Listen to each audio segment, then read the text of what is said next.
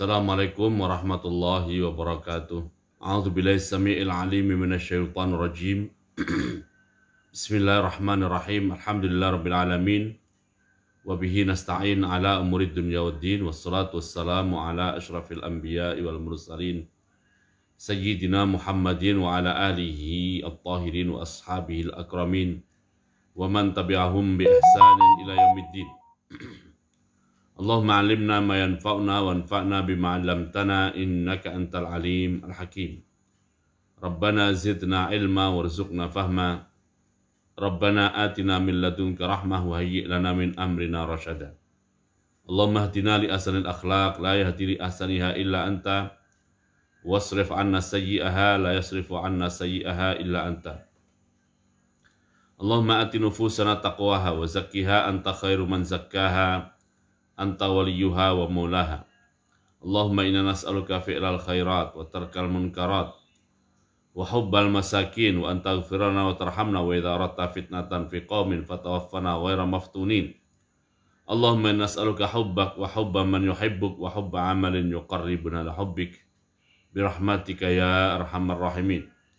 Allahumma ighfir lana wa li walidina wa li masyayikhina wa li masyayikhihim wa lil hadirin was sami'in. Hadirin hadirat yang dimuliakan Allah SWT, alhamdulillah wa syukurillah atas nikmat dan karunia dari Allah Subhanahu wa taala kita dipertemukan kembali di pengajian pagi hari ini. Semoga kita senantiasa dalam keadaan sehat walafiat, iman, Islam, dan terus berupaya meningkatkan ilmu dan ketakwaan kita kepada Allah SWT. Dan semoga pada pengajian pagi hari ini Allah SWT berkenan memberikan taufik hidayah, riayah dan inayahnya kepada kita untuk bisa memahami dan mengamalkan apa yang kita pelajari pada pagi hari ini.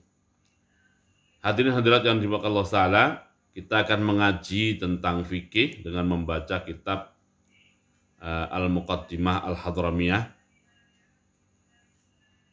dan materi kita atau tema kita pagi hari ini adalah tentang fima yustahabbu lahu al-wudu, ya, atau fima yundabu lahul wudu. Wudu itu disunatkan untuk apa saja, atau apa saja yang menyebabkan kita disunatkan untuk berwudu. Qala faslun, pasal baru, tema baru. Yustahabbu al-wudu'u. Yustahabbu disunatkan al-wudu'u berwudu minal fasdi, dari fasdu, ya. Sekarang istilah fasdu mulai populer, ya. Dulu nggak dikenal, ya. Sekarang mulai populer. Jadi selesai melakukan fasdu kita disunatkan untuk berwudu. Disunatkan untuk berwudu. Fasdu biasanya mengeluarkan darah, tetapi dilakukan di kaki, ya, melalui kaki. Wal hijamati, dan dari hijamah, dari bekam. Kalau bekam tidak dari kaki, kadang di kepala, kadang di dada, kadang di punggung, kadang di leher, ya. Itu hijamah. Kalau fasdu dari kaki. Warru'afi, dan dari mimisan. Oke, ini untuk yang fasdu, hijamah, dan ru'af. Kenapa? Ya, sunat hukumnya, tidak wajib. Kecuali kalau mau sholat, ya. Kecuali kalau mau sholat, atau kecuali kalau mau tawaf, atau kecuali kalau mau memegang mushaf menurut mazhab Syafi'i, ya. Itu baru diwajibkan berwudu. Tapi yang dibahas di sini adalah selesai seseorang melakukan fasdu, selesai seseorang melakukan hijamah, selesai seseorang mengalami mimisan, itu disunatkan untuk berwudu. Oke, itu tiga-tiganya berkaitan dengan darah. Kemudian wan nu'asi, disunatkan juga berwudu pada saat mengantuk. Kemudian juga wanaumi qa'idan mumakkinan maq'adahu. Disunatkan juga untuk berwudu selesai tidur dalam keadaan duduk. Selesai tidur dalam keadaan duduk, di mana duduknya itu mumakkinan maq'adahu. Posisi tempat duduknya dalam keadaan yang kokoh kuat. An-naumi qa'idan mumakkinan maq'adahu ini kan tidak membatalkan wudu, sudah pernah kita bahas ya. Dia tidak membatalkan wudu. Tetapi kalau misalnya hal itu terjadi pada kita ya, tidak wajib wudu, tetapi disunatkan berwudu. Oke, berikutnya yang disunatkan berwudu lagi adalah wal qai'i. Disunatkan berwudu setelah muntah-muntah.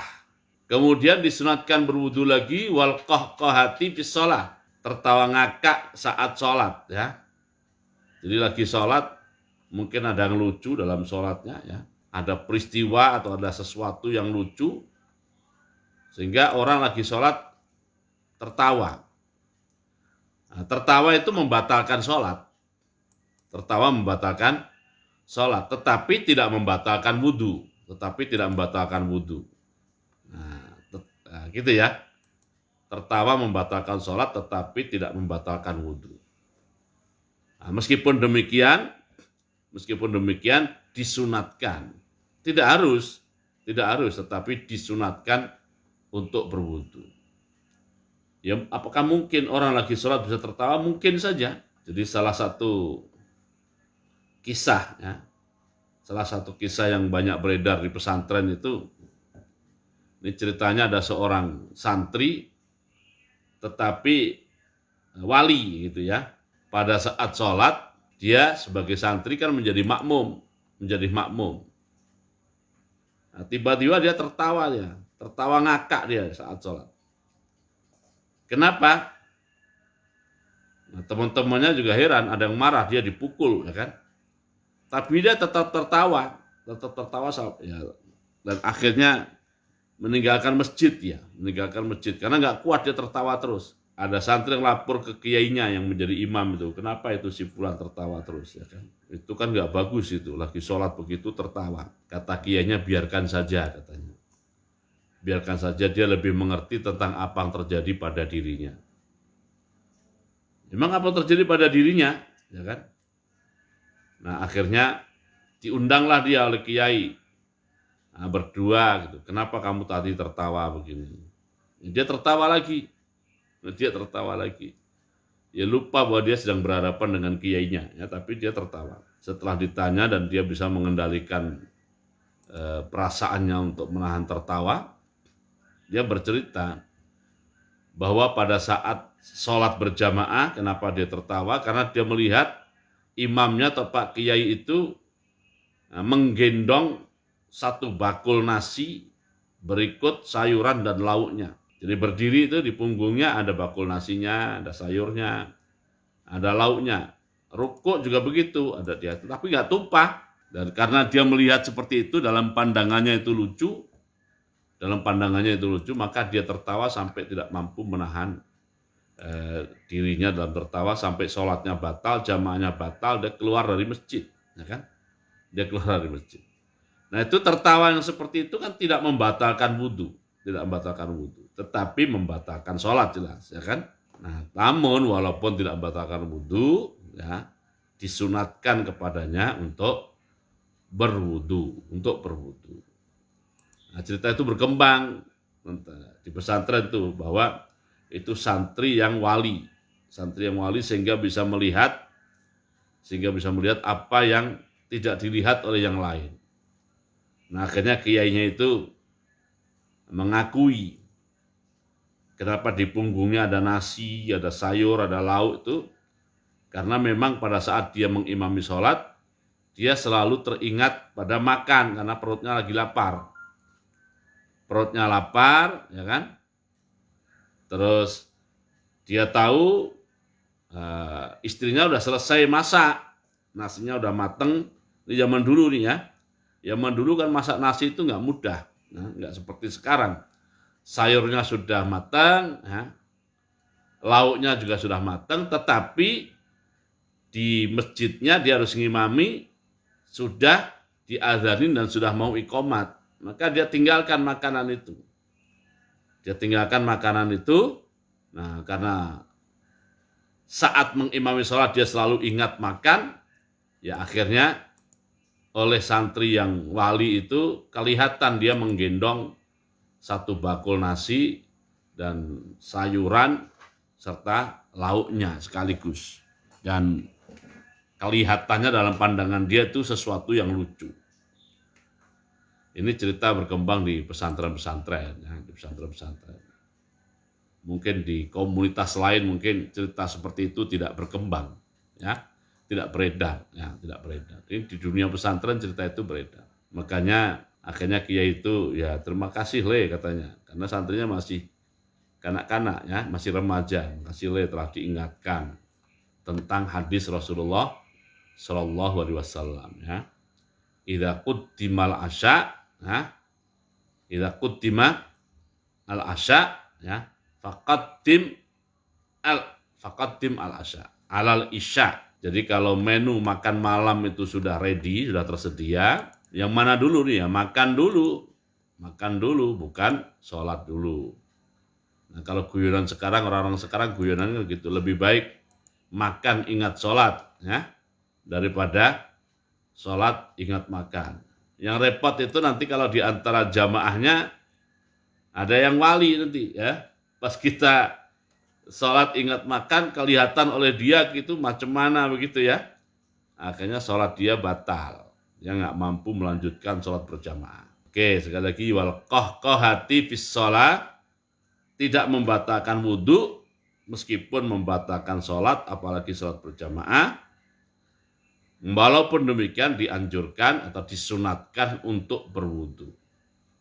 Ya mungkin salah satu hikmahnya supaya wudhu itu kan karena terpancing secara emosional, jadi emosinya supaya terguyur oleh air wudhu, ya. Berikutnya adalah wa aklima massat hunnar, memakan sesuatu, maksudnya disunatkan berwudhu selesai memakan sesuatu yang tersentuh oleh api. Ya umpamanya sate, umpamanya kan tersentuh oleh api, ya. Atau bakaran-bakaran yang lainnya. Masakan atau menu yang dibakar di api. Nah, kalau kita memakan yang dari api begini, tersentuh api, selesai itu disunatkan untuk berwudu. Tidak wajib, tapi sunat. Walahmil jazur, disunatkan juga untuk berwudu selesai makan daging unta. Ini kan gini, ini ulama-ulama mazhab berbeda pendapat ini. Berbeda pendapat tentang kalau kita selesai berwudu, kemudian makan daging unta. Apakah memakan daging unta setelah berwudu itu membatalkan wudu? Ulama berbeda pendapat. Kenapa? Karena Rasulullah SAW bersabda, man akala lahmal jazuri falyatawadda. Ini ada hadisnya, ya. Hadis sahih. Man akala lahmal jazuri falyatawadda. Jadi siapa yang makan daging unta, hendaklah ia berwudu. Nah, terhadap hadis ini ulama berbeda pendapat, apakah memakan daging unta itu membatalkan wudu. Nah, ada satu mazhab berpendapat begitu, sesuai dengan makna lahiriah dari hadis itu. Mazhab lain memahami hadis itu bahwa kenapa lahmul jazur membatalkan wudu? Karena laham jazurnya itu dimasak dengan cara dibakar atau dipanggang di atas api. Dengan cara dimasak atau dipanggang di atas api. Nah, dari situlah ya muncul di sini ini termasuk wa akli ma massathu An-naru. Nah, muncul di sini. Jadi bukan hanya lahmul jazur, bukan hanya daging unta, tetapi juga memakan apa saja yang makanan itu tersentuh oleh api. Tersentuh oleh api. Itu ya. Nah, ada lagi mazhab, kalau mazhab Syafi'i ini memakan daging unta itu tidak membatalkan wudu. Memakan daging unta tidak membatalkan wudu.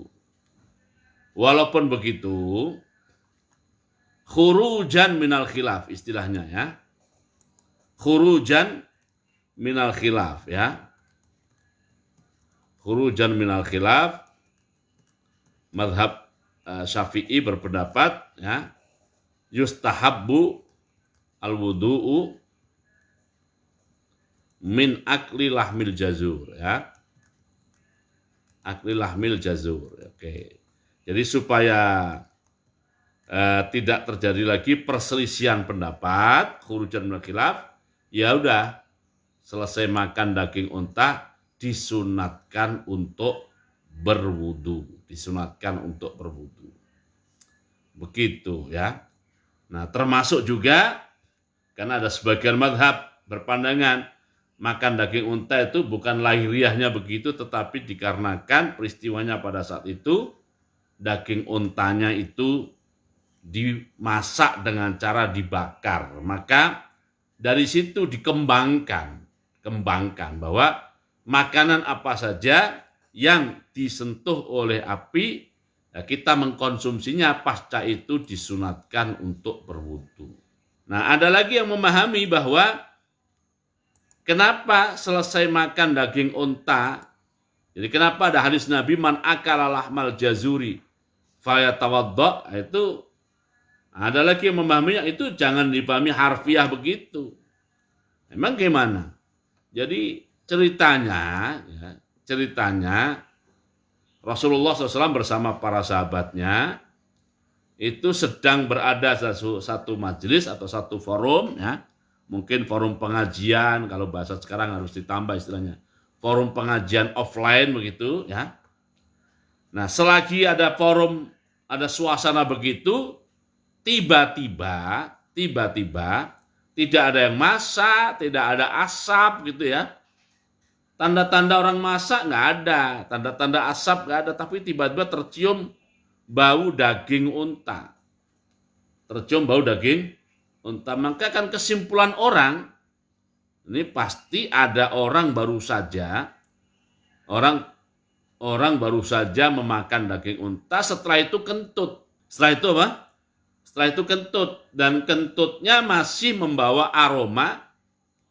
Kentutnya masih membawa aroma daging unta. Nah, Rasulullah SAW itu kan tidak sampai hati untuk mempermalukan. Tidak sampai hati untuk mempermalukan bahwa yang kentut itu kebuka rahasianya. Jadi maka beliau tidak bersabda siapa yang kentut hendaklah berwudu. Nanti yang bangkit berdiri kan menjadi, wah ternyata dia tadi yang kentut, kan bisa tertuduh begitu. Nah, beliau ingin menutupi siapa yang kentut itu, tetapi bagaimana caranya yang kentut itu juga berwudu gitu. Juga berwudu supaya nanti pada saat mau sholat, sudah tinggal takbiratul ihram, tidak perlu berwudu lagi. Maka beliau bersabda, man akala lahmal jazuri falyatawadda. Siapa saja yang memakan daging unta, silahkan berwudu. Maka beberapa sahabat Nabi yang merasa bahwa dirinya selesai makan daging unta, berdiri untuk pergi berwudu, termasuk yang kentut, begitu, termasuk yang kentut. Nah, dengan cara seperti itu kan menjadi biang ya, biang kentut yang menimbulkan aroma, di antaranya daging unta itu tertutupi oleh sahabat-sahabat lain yang juga berdiri untuk berwudu. Ini beliau sallallahu alaihi wasallam ya, karena beliau tidak sampai hati mempermalukan siapa yang berwudu dan membuka rahasianya, akhirnya beliau bersabda begitu. Sehingga Bagi yang memahaminya demikian, makan daging unta nggak membatalkan wudhu, Tetapi yang membatalkan wudhu adalah kentutnya, Orang-orang yang bermadhab, ulama madhab Syafi'i, ya tadi, dengan spirit khurujan minal khilaf, toh sabda lahiriahnya hadis seperti itu, khurujan minal khilaf, berpendapat agar selesai makan daging unta, atau yang dikiaskan lebih luas lagi adalah akli ma masat hunar, disunatkan untuk berwudu, ya. Oke, disunatkan wudu lagi adalah wasyakki fil adasi. Disunatkan berwudu bagi seseorang yang ragu bahwa dirinya sudah hadas.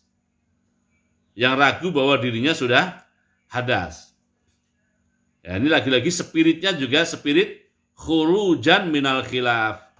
Spiritnya apa? Khurujan minal khilaf, ya, keluar dari perbedaan pendapat, atau khurujan minas syakki, atau apa? Khurujan minas syakki, keluar dari himpitan suasana keraguan. Kalau yang lalu kan kaidahnya sudah disampaikan di pelajaran yang sebelumnya, ya kan? Di pelajaran sebelumnya ini kan sudah dibahas di sini, ya. Jadi waman tayakkona, ini kan, ini pelajaran sebelumnya ini.